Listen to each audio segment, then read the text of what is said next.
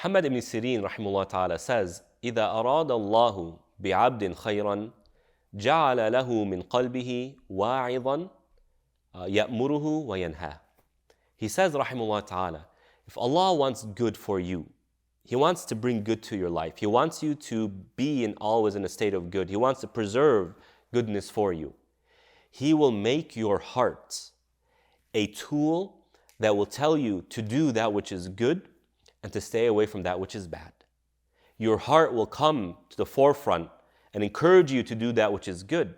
And if you're considering doing that which is bad, your heart will come and say, no, that's wrong, that's wrong. It will make you feel guilty.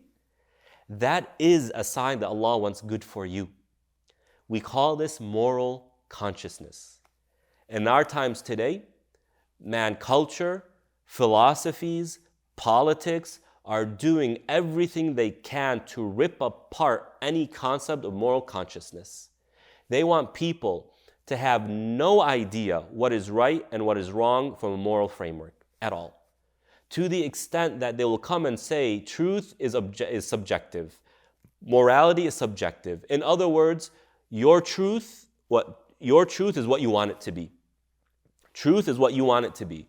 What is good and what is bad is what you want it to be. What is moral, what is immoral, you choose. It's really meaningless, besides what you feel is good. And look, it all goes back to your own desires. That's how they want you to live life. Muhammad ibn Sirin, rahimahullah ta'ala, spot on. He says, if Allah wants good for you, He will make your heart morally conscious. So that time where you're thinking of doing the haram, and your heart comes and says, no, don't do that, that's haram. Don't do that, that's haram. Or maybe you ignored it and you went and you did that haram. And now your heart is telling you, you did the haram.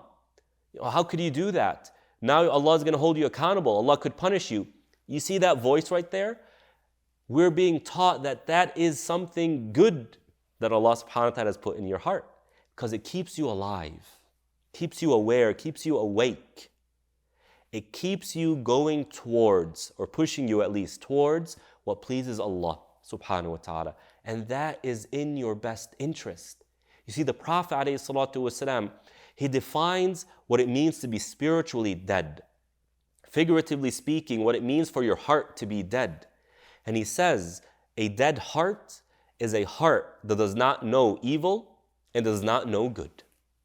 In other words, again, when a heart becomes morally unconscious, that is when the heart has spiritually died. So long as you have a voice in your heart telling you this is right and this is wrong, that means Allah wants good for you. It means Allah is calling you. So answer that call. But no, dear brothers and sisters, the more you ignore it, the weaker that heart, that voice becomes, until it fades away and it dies, as the Prophet ﷺ was telling us. So don't be discouraged by that voice, and don't fall into the trap of what some therapists suggest and encourage people to do. Don't worry about it. You have to let it go. Those thoughts are causing you anxiety and that's bad for you, therefore ignore them. Nuh-uh. That is the voice of Iman, calling you to that which is good. Tolerate it. Be patient with it until you muster the resolve and the resilience to actually live by it. And part of keeping that moral consciousness alive, dear brothers and sisters, is actually learning it. Learning about what is moral and immoral according to Islam.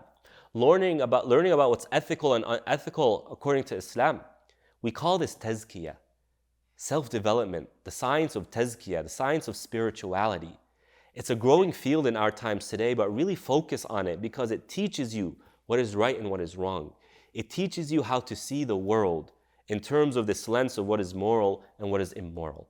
So in a time of faithlessness, a time where hearts are dying due to lack of moral consciousness, Muhammad ibn Sirin rahimahullah ta'ala is teaching us a believer who's alive is a believer who knows right from wrong. Assalamu alaikum. Thank you for watching this video. May Allah subhanahu wa ta'ala reward you. If you found benefit in this video, then please like it, share with other people, and remind you of the hadith of the Prophet alayhi salatu wasalam, whoever guides somebody to good, then they get the reward of those who do that good, bi'idhnillahi ta'ala. See you in the next video. Assalamu alaikum.